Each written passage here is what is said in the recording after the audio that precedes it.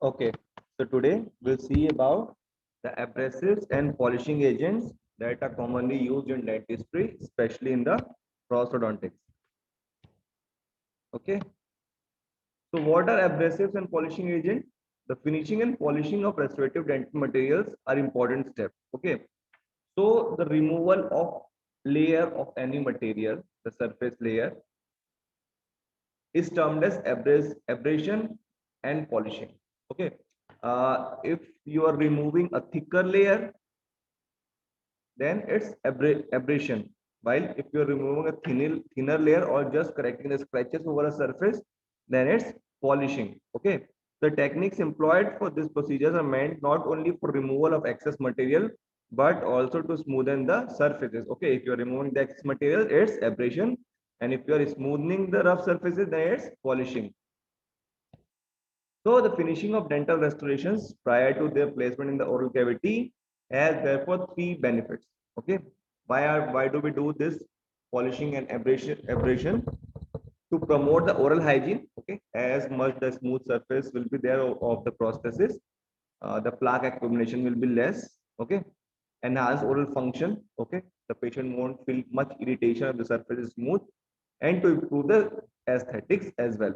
Okay, if your any of your FPDs or your denture is rough, it doesn't look good. Okay, if you guys have seen the denture, the finished denture, it's slightly rough. Okay, and then when you polish the pumice, its look changes completely. Okay, the aesthetics improves multiple folds. So in dentistry, the outermost particle of surface material of an abrading instrument is referred to as abrasive, while as the material being finished is called as substrate. Like if you're preparing a tooth, then your diamond finishing point is your abrasive, while your tooth is your, or while your typhoid tooth is your substrate, right? So this abrasion can be of two types, two body abrasion or three body abrasion. Okay, the two body abrasion is the abrasion that occurs when abrasive particles are firmly bonded to surface of abrasive instrument. Okay, the instrument has the abrasive particles bounded to it. It doesn't lose away while the process or while the abrasion is there. Okay, so a diamond burr abrading a tooth represents an example of two body wear. Okay, next is a three body wear. In this, what will happen is the abrasive will not be adhered to the burr or the base with which it's being used. Okay, so what will happen is abrasive will fly away or get detached from the base material with which it's being used. Okay, so an example of three body abrasion involves the use of non-bonded abrasives such as while doing the dental prophylaxis paste. Okay, when you do the polishing after scaling, we use a polishing paste in the rubber cup. Okay, so we place the polishing paste in the rubber cup, but the polishing paste is not adhered to the rubber cup. Okay, so this is an example of three body abrasion. Okay, so what is finishing? Process of removing surface defects or scratches created during the contouring process through the use of cutting or grinding instrument.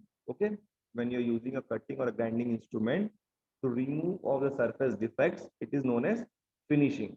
Okay, while when you finish of the when you use a finer particle to provide the luster or gloss to the prosthesis, it is known as polishing. Okay, so abrasive particles that range from 20 micron or even smaller provide the luster at low magnification, whereas the abrasive particles with size 8 to 20 micron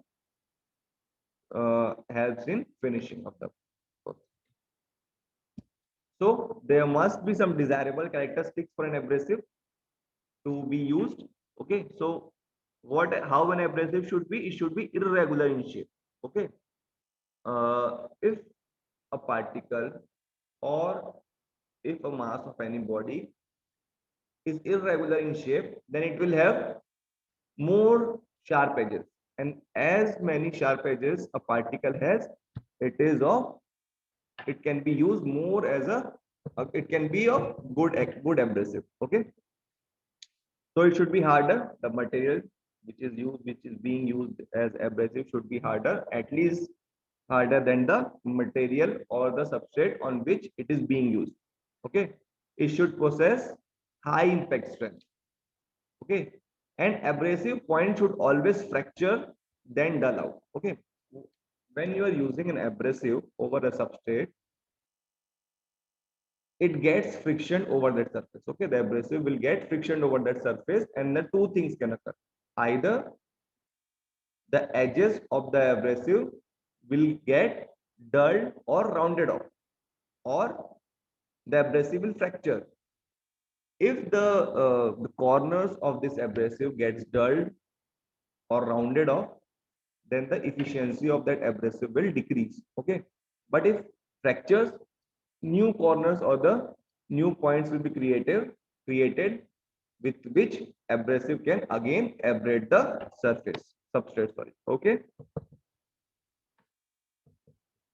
so designing of abrasive instruments. So whatever abrasive particles you have, you can't use it just as powder form.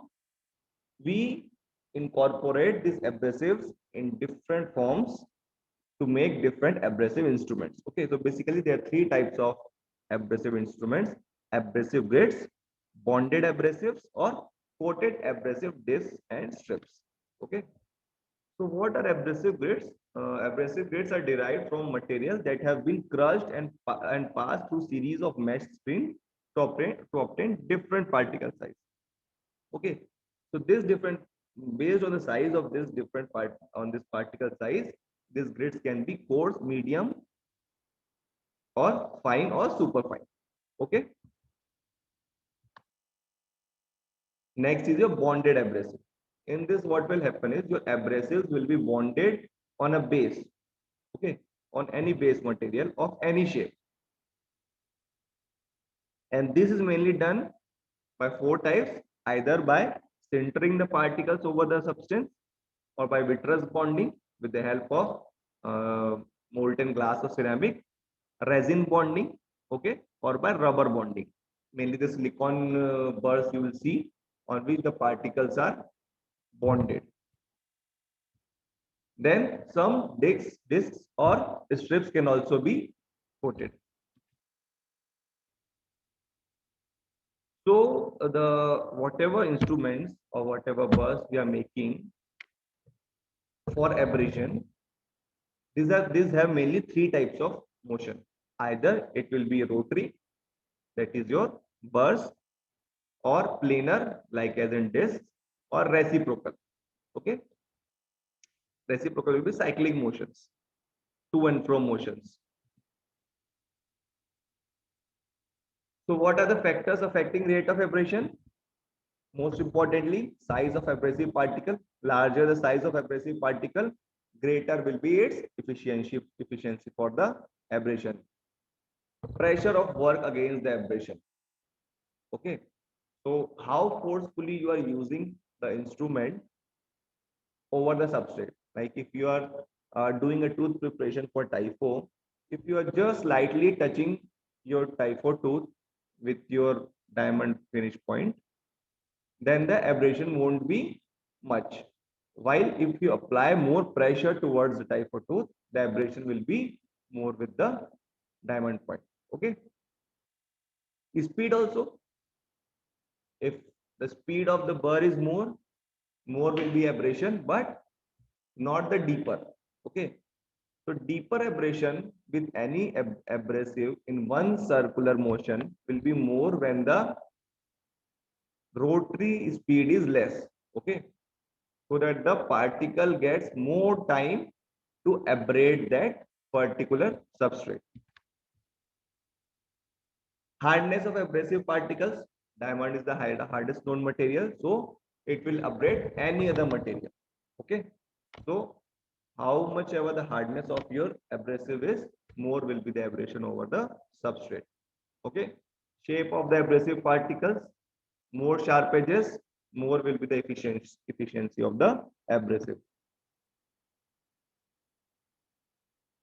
longer particle size. If your abrasive particle size is elongated, it will produce deeper grooves while cutting the substrate.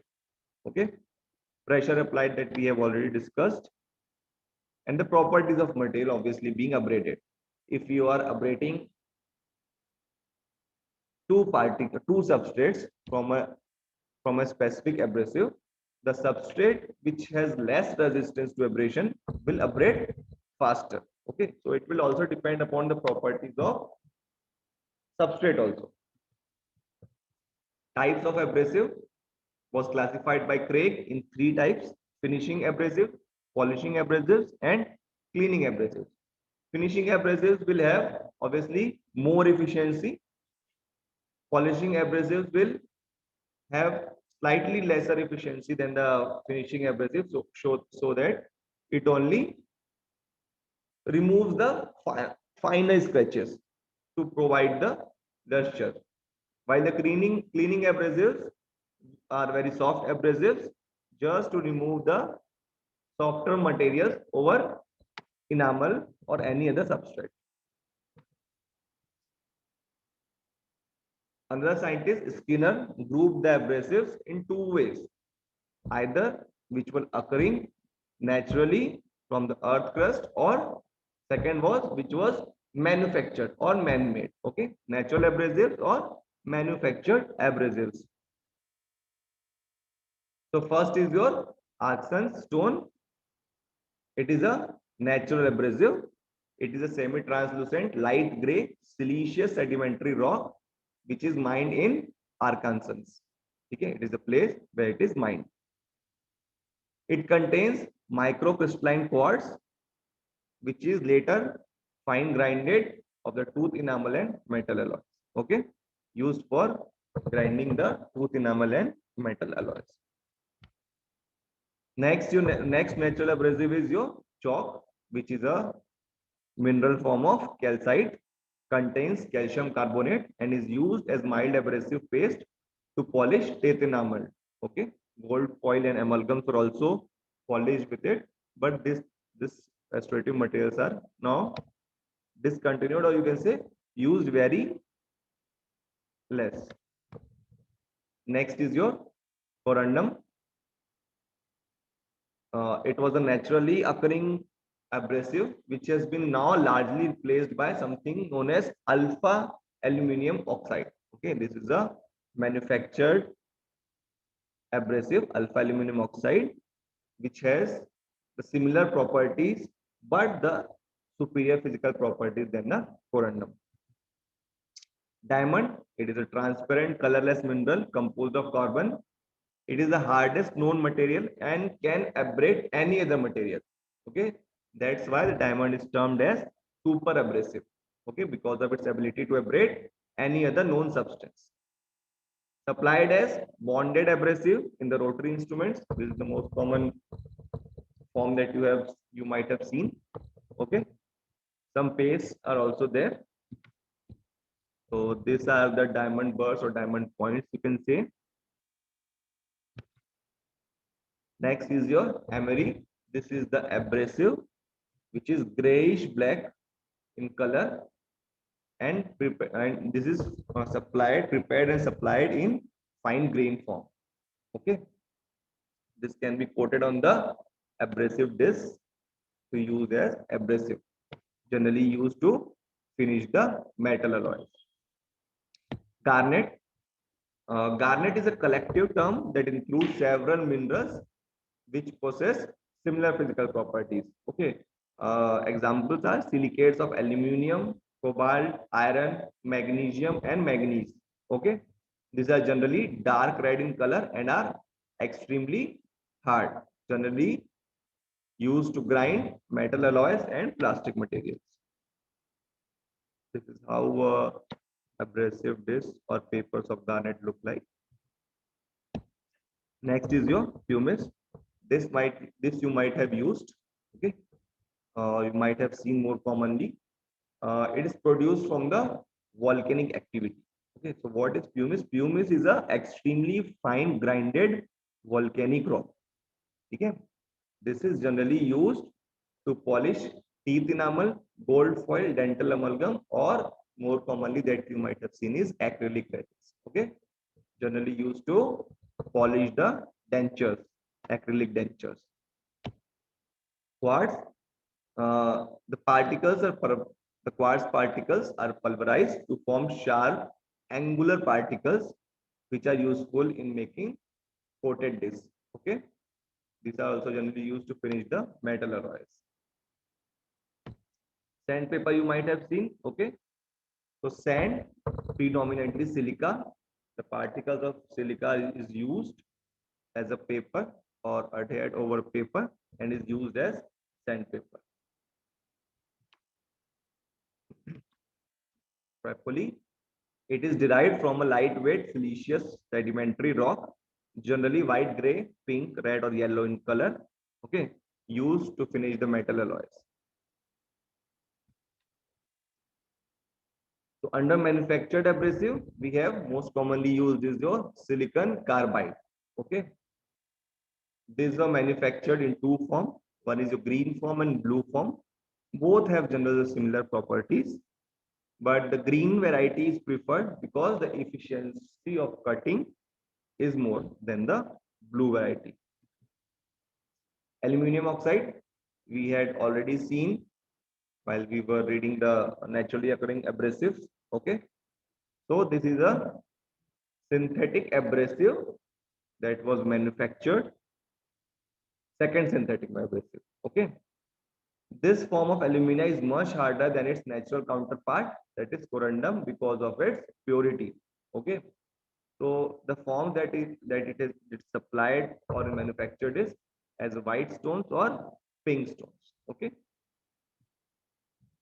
synthetic diamond, it was developed in 1955, used for the manufacture of diamond saw, wheels, and burrs. Okay, if the natural diamond counterpart was very costly, so synthetic diamond was developed, and the instruments or the burrs were made with this synthetic diamond. Rogue is the principal component of the rogue is iron oxide blended with various binders. This is used to polish high noble metal alloys. Okay, tin oxide, composed of very fine abrasive particles, may be employed in an abrasive paste along by mixing along with the water, alcohol, or glycerin. Okay, so these were the naturally occurring and manufactured abrasives which are used for finishing and polishing of dental materials.